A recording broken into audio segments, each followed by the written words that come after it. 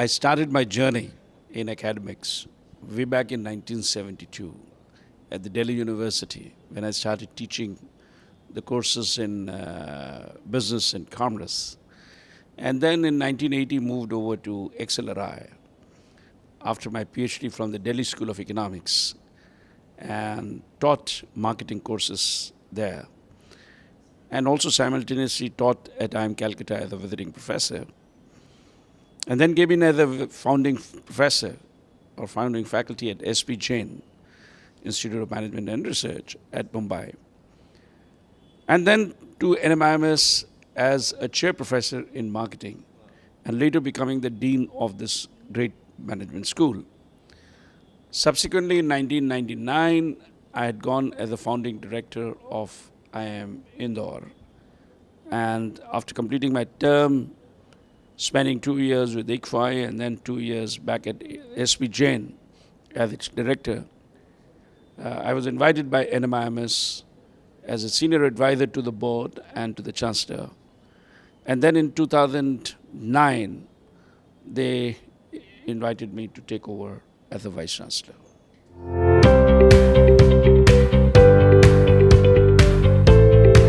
Well, NHRDN, as we've all known, has been a network of the human resource development professionals. For some time, I would say before NHRDN, we've had a management association and the management school networks that were there. But in terms of focusing completely on HR professionals and the growth of HR professionals, I think there was nothing like that. And which is where the NHRDN growth came in, or the setting up of the NHRDN came in. Today, NHRDN does several activities. Apart from, it does several programs for the industry, professional development for the managers and executives in HR. But more specifically, it hasn't forgotten that ultimately the developers of HR professionals is the business school. And so therefore the networking with business school has been the key to the NHRDN growth itself.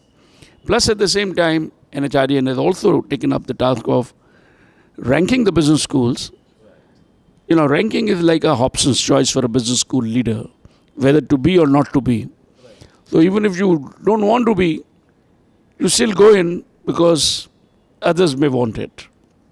But having said that, I would say NHRDN ranking exercise is different from the sense that it is the industry personnel who are involved in it.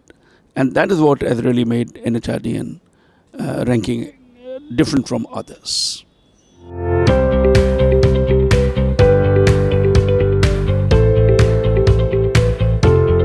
You know, as I said,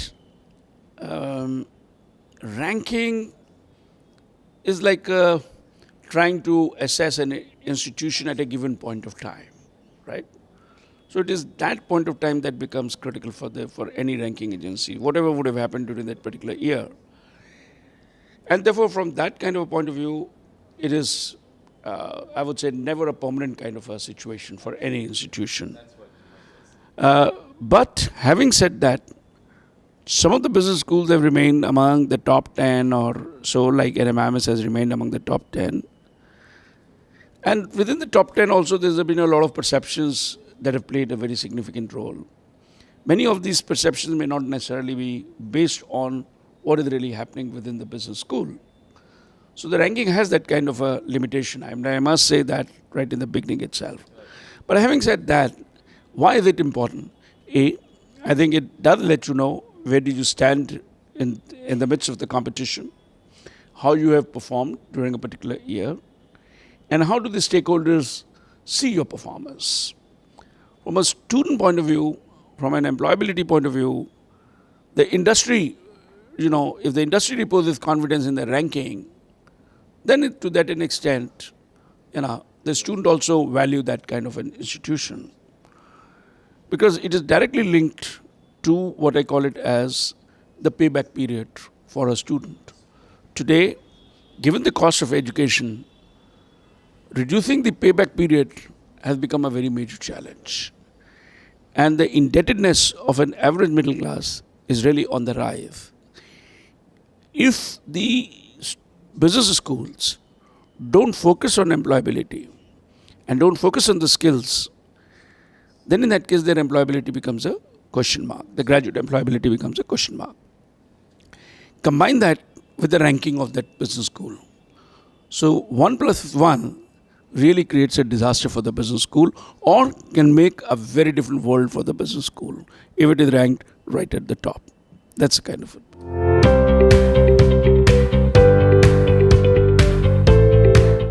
Well, let me start. Let me talk about NMIMS only. When I came back to NMIMS in 2007, one of the kind of a topic of discussion with the Chancellor was, what is it that they should be doing, the institution should be doing, particularly the business school should be doing, to make it more relevant and stronger. And one of the kind of things that I had recommended at that point of time was, say, the international accreditation. And particularly, we talked about the global accreditations like ACSB, EQUS, or EMBA, and stuff like that. And in 2008, we had very quickly the visit of EQUS at our campus, but they weren't convinced of our candidature. And we said, fair enough. And on an immediate basis, we went over to the ACSB. The entire exercise started in 2010, and when just by understanding what the ACSB process is over here. I have one of my colleagues over here who has headed the accreditation with us, and she attended the seminars, the eligibility issues, the criteria, various criteria, etc. We've had the visits of ACSB people over here to educate our faculty, to educate our staff on ACSB and the standards that are there. And I must say that the exercise, which began in right earnest from 11 or 12, in about 6 years time period, when NMIMS achieved ACSB accreditation, we were so very happy about it. I still say that was a great moment for me particularly, because I had dreamt of that as making NMIMS a globally accredited business school. And that is where I think it was a great kind of an accomplishment so far as we are concerned at the international level. Today, in India, there are only 7 business schools that have ACSB accreditation. And there are 10 business schools that have EMBA accreditation. And put both of them together, there are no more than 5 to 6 business schools. And there is the third accreditation, which is EQUS. When you take all the 3 together, there's only 1 business school that has it. We are among the 5 business schools in India to have 2 international accreditations with us, which have been a notable accomplishment so far as the business school is concerned. And I must say that that's largely due to the fact that almost all faculty and staff put their mind and heart into it. It wasn't just me who was doing it. It was the dean who really took it forward and motivated the entire group to achieve what it was. And the second biggest kind of a thing was when NMIMS, in the third cycle of accreditation by NAC, maintained its highest accreditation score of A+. And later, the government of India conferred on us a Tier 1 status given to only 22 universities in India, which includes state, central, and deemed universities.